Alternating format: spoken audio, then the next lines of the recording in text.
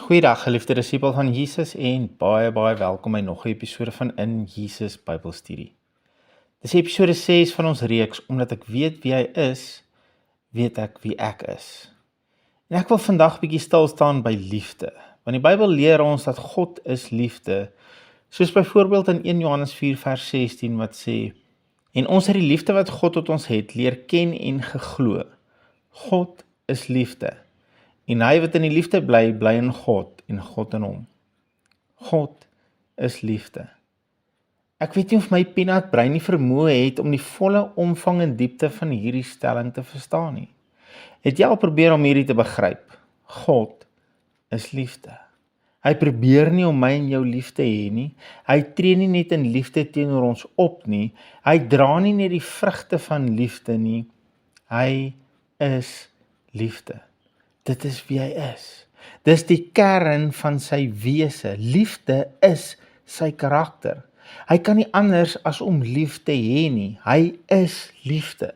Vir God om nie lief te hê nie is vir hom om direk teen sy eie karakter op te tree. Alles wat hy is, alles wat hy sê en alles wat hy doen is uit liefde uit, want dit is wie hy is. Hy is liefde. Net soos wat hy altyd en onder alle omstandighede regverdig is hy liefde. Net soos wat hy nooit kan lieg nie, so is hy liefde. En so terloops, dis presies hoekom hy nie kan lieg nie, want hy is liefde. En omdat hy liefde is en gedryf word deur liefde, sal hy nooit lieg nie, want leuns is nie liefde nie. Dis selfsugtig en dit beskerm net jou eie belang en dit maak ander onbeskryflik seer. En daarom kan hy dit nooit doen nie. Omdat hy liefde is, spreek hy net die waarheid. As God vir jou belofte gegee het, is dit 'n belofte wat jy kan bank toe vat, jy kan jou lewe, jy kan alles daarop werp, want hy is liefde. As hy 'n ding gesê het, bedoel hy dit en sal hy dit waarmaak. En omdat hy liefde is, reageer hy altyd positief op waarheid. En net soos wat God in alle tye onbeskryflik heilig is hy altyd en onder alle omstandighede onvoorwaardelik liefde. So as ons byvoorbeeld kyk na 1 Korintiërs 13, moenie daarna kyk as 'n lys van verwagtings en voorwaardes van hoe liefde lyk nie, maar kyk heel eers daarna as 'n beskrywing van hoe jou Pa en jou Here Jesus lyk.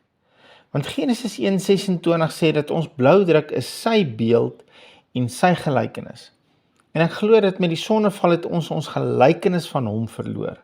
Ons dra nog sy beeld in vorm van hy is 'n drie-enige God, Vader, Seun en Heilige Gees, en ons is 'n drie-deel wese, naamlik gees, siel en liggaam.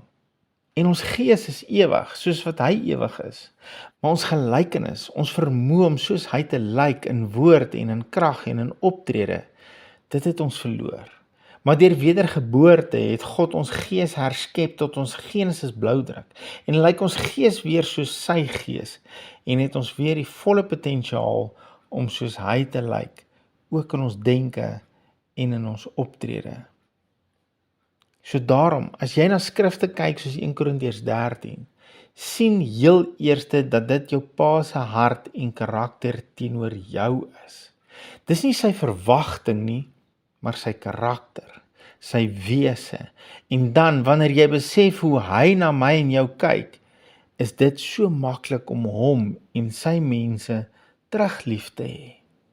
Wanneer jy sy liefde ken, dan is dit so eenvoudig om lief te hê soos wat hy lief het. Daarom sê 1 Johannes 4:19, ons het hom lief, omdat hy ons eerste lief gehad het.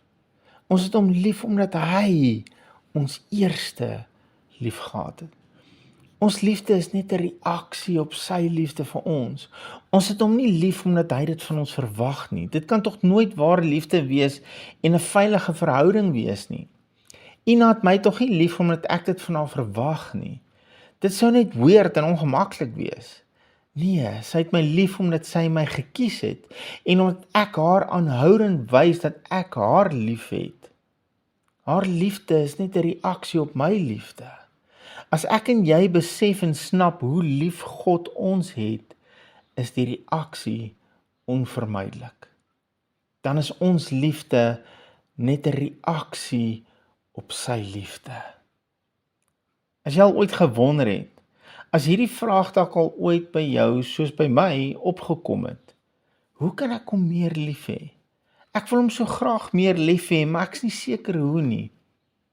Is die antwoord eintlik baie eenvoudiger as wat ons gedink het, en baie meer effektief as wat godsdiens ons wil leer.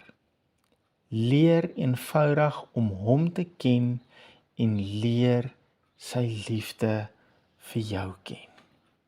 As jy in die volle liefde wil leef waarvoor jy geskep is, leer hoe lief hy jou het.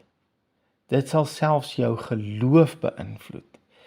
Kyk weer na 1 Johannes 4 vers 16, hy sê, en ons het die liefde wat God tot ons het leer ken en geglo. Wanneer jy sy liefde leer ken, sal dit selfs 'n impak op jou geloof hê. Jy kan dit andersom ook sê, dat wanneer ons sukkel om hom lief te hê, en ons sukkel om te glo, is die antwoord eintlik eenvoudig. Ons het 'n gebrek aan kennis van hom. Ons verstaan nog nie die intensiteit van sy liefde vir ons nie. Ek en jy verstaan eenvoudig nog nie sy wese nie, want sy wese is liefde. So die oplossing is baie eenvoudig. Groei in jou kennis van hom. Groei in jou begrip van hom. Groei in jou verhouding met hom. Dan sal ons groei in ons liefde vir hom en ons geloof in hom. Here, help ons om U in al U volheid van U liefde te ontdek en te leer ken.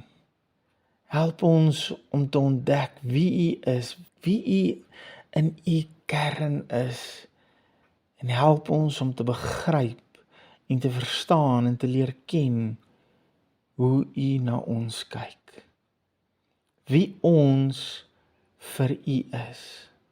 Dankie Here dat U evangelie is soveel eenvoudiger as wat ons dink en is soveel kragtiger as ons net die regte manier ontdek om dit te leef. Ons dankie dat U ons help op hierdie reis. In Jesus naam. Amen. Geliefde van Jesus, hou jou oog op Jesus en jou neus in sy woord. Shalom.